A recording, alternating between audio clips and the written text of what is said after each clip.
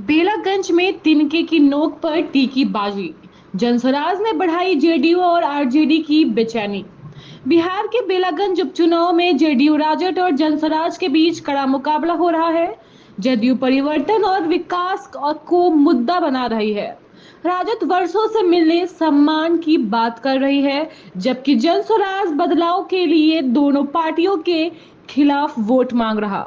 जदयू की ओर से मनोरमा देवी राजद के गढ़ में चुनौती पेश कर रही हैं, जबकि राजद से सुरेंद्र यादव के बेटे विश्वनाथ अपनी विरासत बचाने में जुटे हैं।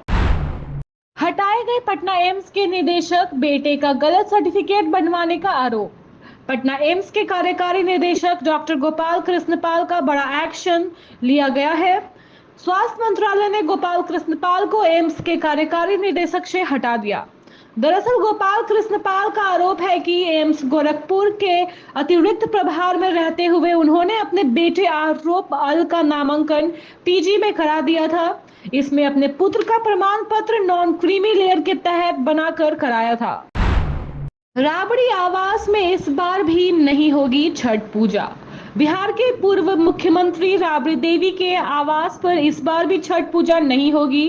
राष्ट्रीय जनता दल के सुप्रीमो लालू प्रसाद यादव अपने परिवार के साथ पटना जिले में स्थित उलार सूर्य मंदिर के लिए निकल गए हैं। बीते 4-5 सालों में से विभिन्न कारणों से राबड़ी आवास में छठ पूजा का आयोजन नहीं हो पाया है। इस साल भी राबड़ी देवी के घर यह पर्व नहीं मनाया जाएगा। बिहार में स्मार्ट मीटर का सर्वे फेल, खपत और बैलेंस की नहीं मिल रही जानकारी। बिहार में स्मार्ट मीटर को लेकर काफी चर्चा होती है। राज्य सरकार पूरे प्रदेश में स्मार्ट मीटर लगाना चाहती है और विपक्ष का दावा है कि स्मार्ट मीटर से लोगों को परेशानी बढ़ रही है। अब कुछ मीडिया रिपोर्ट में यह कहा जा रहा है कि बिहार की राजधानी पटना में कई उपभोक्ताओं को इस स्मार्ट मीटर से बिजली खपत और बैलेंस की जानकारी नहीं मिल पा रही है। विकल्प नहीं देने वाले शिक्षकों का कहीं भी हो जाएगा ट्रांसफर। बिहार में सरकारी शिक्षकों के ट्रांसफर के लिए आवेदन की प्रक्रिया 7 से 21 नवंबर तक होगी। इस दौरान शिक्षकों से मनचाही जगहों पर पोस्टिंग के लिए विकल्प लिए जाएंगे। अगर किसी शिक्षक ने ऑनलाइन आवेदन के दौरान विकल्प नहीं भरा है तो उनकी मौजूदा पोस्टिंग वाली जगह को गृह जिला मानकर पूरे बिहार में कहीं भी तबादला किया जा सकता है।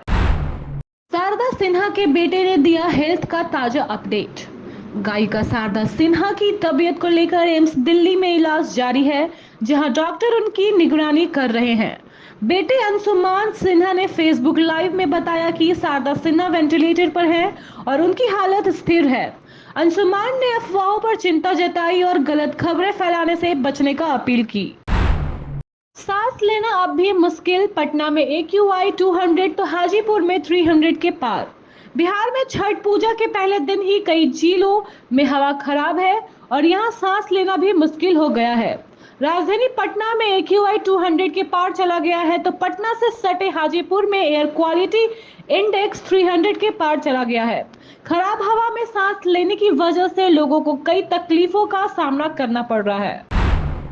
डेंगू का कहर जारी, इलाज में लापरवाही पर हंगामा। मुजफ्फरपुर में डेंगू के मामले तेजी से बढ़ते हुए अब 225 तक पहुंच गए हैं। सोमवार को 15 नए मरीज सामने आए। इस बीच अस्पताल में डेंगू मरीज के इलाज में लापरवाही का मामला भी सामने आया, जिससे स्थिति तनावपूर्ण हो गई। स्वास्थ्य विभाग डेंगू के बढ़ते मामले को रोकने के लिए मच्छरों के लार्वा नष्ट करने और जागरूकता फैलाने के प्रयास कर रही है। गंगा में फंसा फेरी जहाज, 5 घंटे बाद सुरक्षित निकाले गए सभी यात्री। भागलपुर के कलहगांव के पास गंगा में जलस्तर कम होने से एक फेरी जहाज फंस गया, जिससे 4 दर्जन यात्रियों में 5 घंटे तक अफरा तफरी मची रही। जिला प्रशासन ने बचाव के लिए नावें भेजी, जिनमें से एक भी फंस गई।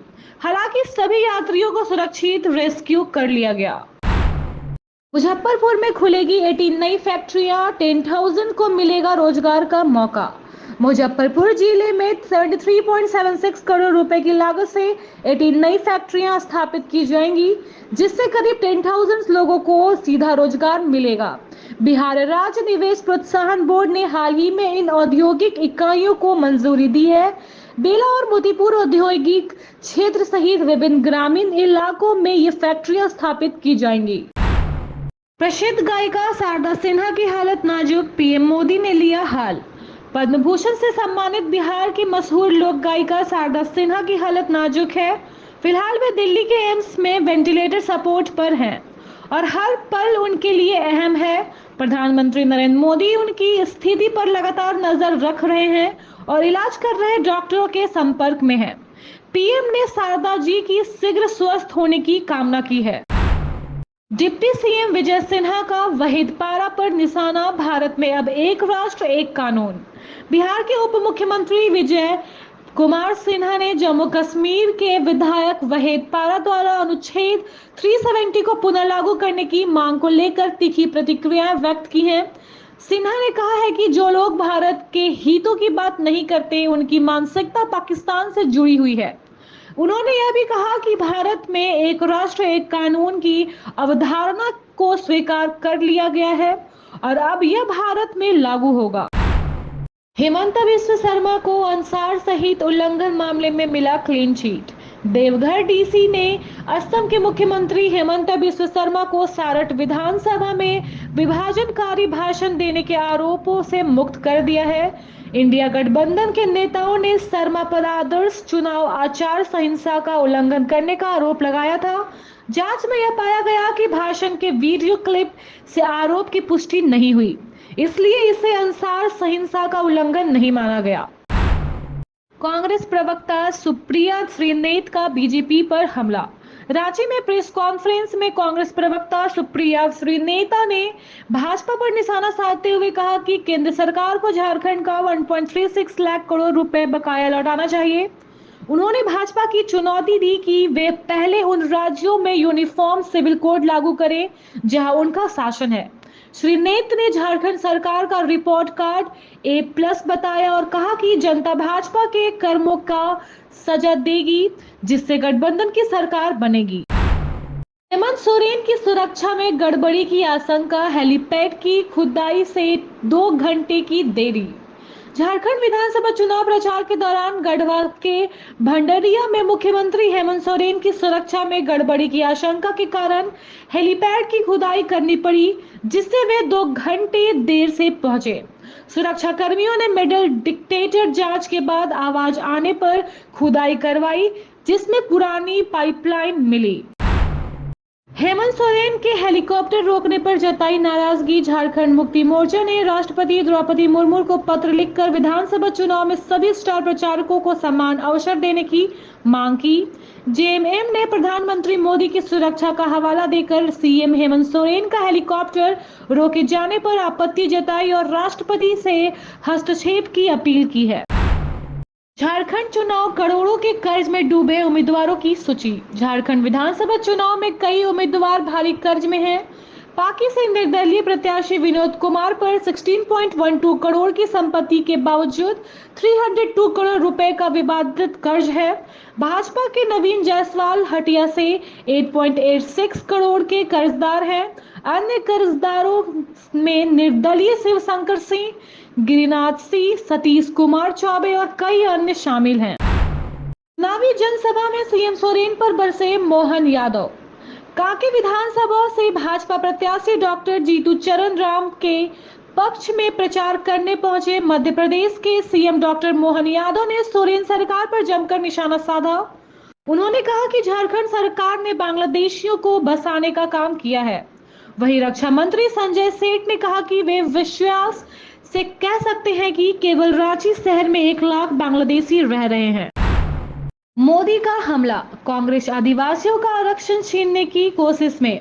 प्रधानमंत्री नरेंद्र मोदी ने झारखंड में एक चुनावी सभा के दौरान कांग्रेस, झामुमो और राजद पर आरोप लगाया है कि ये आदिवासियों के दुश्मन हैं। उन्होंने कहा कि कांग्रेस आदिवासियों का आरक्षण छीनकर अपने वोट बैंक को सौंपने की योजना बना रही है। मोदी ने गोवा गोलीकांड का उल्लेख करते हुए कांग्रेस शासन की बर्बरता को याद किया और कहा कि आदिवासी अधिकारों की रक्षा बाबा भीमराव अंबेडकर ने की थी। पप्पू यादव, हम किसी से डरते नहीं लेकिन सुरक्षा का इंतजाम नहीं। पूर्णिया के सांसद पप्पू यादव ने कहा कि वे किसी की धमकी से डरने वाले नहीं हैं, लेकिन सुरक्षा के इंतजाम की कमी पर चिंता जताई। जमशेदपुर में बातचीत करते हुए उन्होंने कहा कि झारखंड में कांग्रेस की सीटें बढ़ेगी और झामुमो की सरकार बनेगी। उन्होंने चंपाई सोरेन और बाबूलाल सोरेन की हार की भविष्यवाणी करते हुए कहा कि हेमंत सोरेन को जेल भेजकर भाजपा ने पाप किया है। Thank you so much for watching this video. Don't forget to like, comment, share, and subscribe.